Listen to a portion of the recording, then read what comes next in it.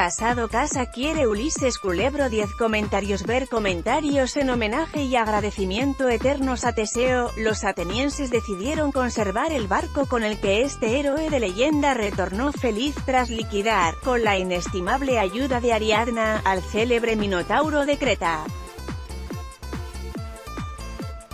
Por mor de su histórica epopeya, a sus compatriotas quedaron liberados del yugo tiránico de aquel cruel monstruo antropomórfico con cabeza de toro. Cada 9 años había que ofrendarle, como tributo a la entonces potencia dominadora del mar Egeo, 7 parejas de muchachos y muchachas que quedaban a su merced en el laberinto construido por Dédalo. Para preservar aquella mitológica nao de 7 remos, los atenienses iban retirando las cuadernas que se pudrían y reemplazaban estas por otras más resistentes. Esas labores de restauración dieron pie a una seria porfía entre quienes sostenían que la nave ya había dejado de ser la de Teseo al no preservar el maderamen original y aquellos otros que arguían que sí lo era al subsistir su primigenia forma. Al cabo del tiempo, aquella controversia hallaría puerto de amarre en la filosofía bautizándose como la paradoja del barco de Teseo. El debate sobre la identidad continúa. Pero también puede recalar en la dársena política ilustrando procesos de sucesión como el de Mariano Rajoy por Pablo Casado al mando del PP. Si la marcha del primero ha propiciado discusiones sobre si su nao era la misma o no tenía nada que ver con la que le cedió Aznar, su sucesor Casado ha resuelto reemplazar el casco del navío fiado a un grupo de calafates de su confianza que ponga rumbo a la Moncloa con la esperanza de que los españoles le premian como los atenienses a Teseo. Si consuma la proeza, será entonces la ocasión de deliberar sobre la paradoja del barco de Casado, porque, de enredarse ahora en esa cuestión filosofal, arriesgaría su naufragio en la misma bocana de salida. Yendo por la vida bajo la máxima quijotesca de que, en las cortesías antes se ha de pecar por carta de más que de menos, Casado se ha rodeado de una guardia pretoriana reclutada entre sus adictos con concesiones en puestos nucleares a la exsecretaria general, María Dolores de Cospedal, pero evitando eso sí que ésta le determinara su número 2 como se barajó. A este fin ha designado a una persona de su corte y hechuras como es el murciano Teodoro García Egea.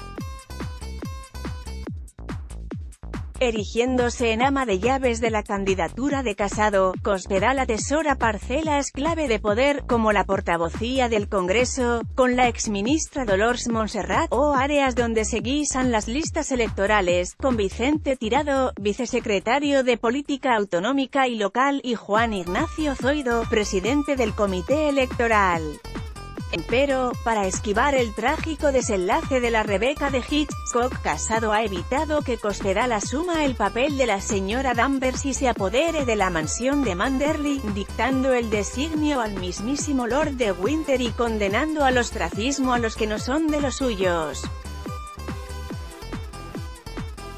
Sirviendo la venganza en plato frío, Cospedal no rehúye a ajustar cuentas con su enemiga íntima, Soraya Sáenz de Santamaría, y singularmente con Javier Arenas, con quien empezó su carrera política y al que culpa tanto de sus cuitas como secretaria general como de haberse entrometido en su camino de las primarias. En política pondera el escritor mexicano Héctor Aguilar Camín en La Guerra de Galio: casi todos los amigos son falsos, pero todos los enemigos son verdaderos. Si Santamaría no podía aspirar ni tenía sentido alguno a traducir ese 43% de apoyo que obtuvo en el mismo porcentaje en los órganos de dirección, tampoco lo tiene borrar del mapa, si se auspiciaba de veras una integración tan pregonada como negada en la práctica, a los pilares de la candidatura de la elegida por los afiliados y luego preterida por los compromisarios en favor de Casado.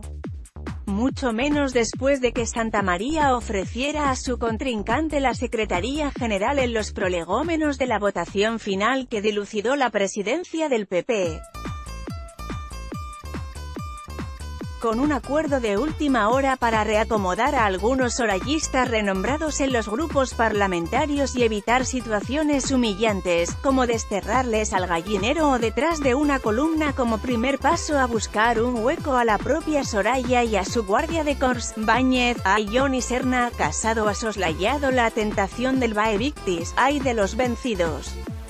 Jaleado por los suyos, podía haber replicado esa vieja alocución del caudillo galobreno cuando puso cerco a Roma y al acusarle los asediados de haber usado pesas falsas para comprobar si habían cumplido con la cantidad requerida para poner fin al confinamiento, el arrogante Galo, en expresión de Tito Livio, puso su espada sobre la balanza del tributo de oro y profirió aquellas palabras tan insoportables a oídos de los romanos.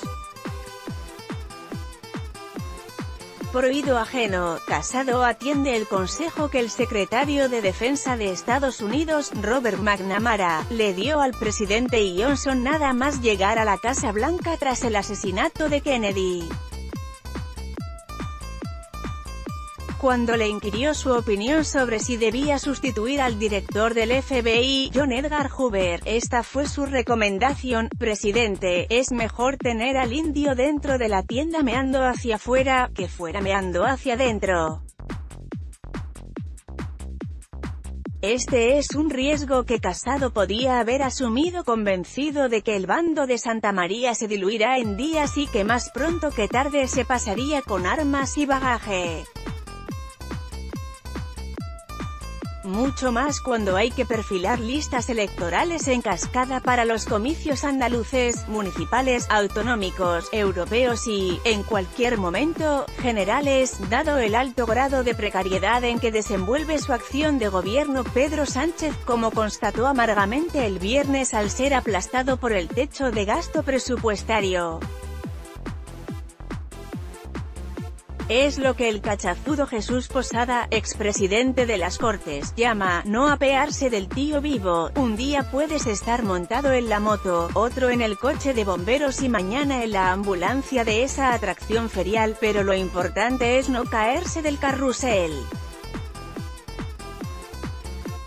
Obrase aquello que padeció en primera persona quien fuera presidente de Andalucía, José Rodríguez de la Borbolla, en víspera de ser destronado por un otrora todopoderoso Alfonso Guerra, quien lo tiró del caballo como si se tratara de un espectáculo de rodeo. En aquella encrucijada, en la que Borbolla vivía sin vivir en él, se conjuró con 20 de los suyos para diseñar una estrategia de defensa y el conciliábulo devino en puro lamento sin que nadie atisbara una salida más allá del numantinismo. Viendo lo que se les venía encima, uno de los alcaldes presentes cortó en seco aquella salmodia y le habló bien a las claras al agonizante presidente. Mira, Pepote, todos te queremos mucho. Tú lo sabes. Te han hecho una faena que no se merece quien lo ha dado todo por el partido, pero entenderás que queremos seguir siendo alcaldes cuando dejes de ser presidente. Resignado, a Borbolla no le quedó otra que lamerse las heridas en solitario. Había quedado claro que a cuellos a los que él mismo había designado no le iban a guardar luto ni los contados días que aún faltaban para que su cese se publicara en el BOE. No querían jugar con las cosas de comer, ahí se encerraba la filosofía existencial de aquella camarilla que vivía del presupuesto. Casado quiere casa propia sin pagarle cuota de alquiler a nadie y gobernarla a su manera, si bien cometió un error al manifestar que no admitiría corrientes internas, cuando nadie había aludido a ello. Poniendo el parche antes de que salga el grano de la disensión intestina y tratando de trazar un cordón sanitario en derredor de los vencidos en el último cónclave, no ha tenido la cautela que subraya George Lakoff en su manoseado manual electoral: no pienses en un elefante. El taumaturgo rememora la histórica pifia que tan cara le costó a Nixon cuando, buscando reivindicarse ante la historia, aseveró que él no era un chorizo, refrendando las sospechas en sentido contrario de buena parte de la opinión pública. Distraídamente, Casado alzó un banderín de enganche opositor ante cualquier traspié venidero, cuando su prioridad es cerrar las heridas abiertas y organizar la oposición al PSOE. Una vez asumido su inesperado papado, haciendo bueno aquello de que quien entra como papa sale como cardenal tras la fumata blanca, lo peor que le podría ocurrir a Casado es hacer las cosas a medias para a todos contentar sin satisfacer a nadie.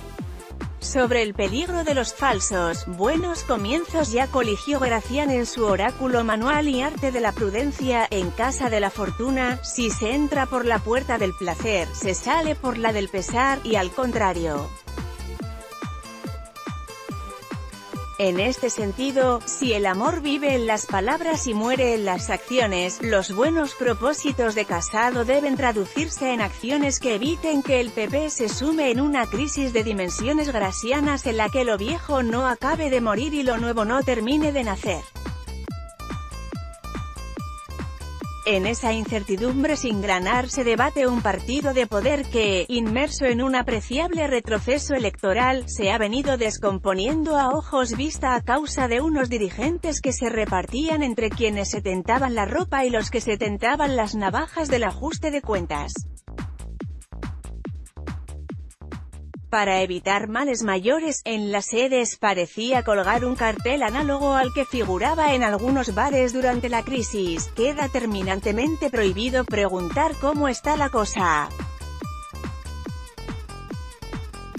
Si las cometas alcanzan mayor altura cuando vuelan contra el viento, ¿quién no se ha encontrado precisamente con una presidencia regalada polémica sobre sus másteres universitarios incluida y no sofocada del todo hasta que la juez no le dé el carpetazo que se resiste a dar, de enfrentarse a cualquier adversidad del destino con esa ambición de la que ha hecho gala?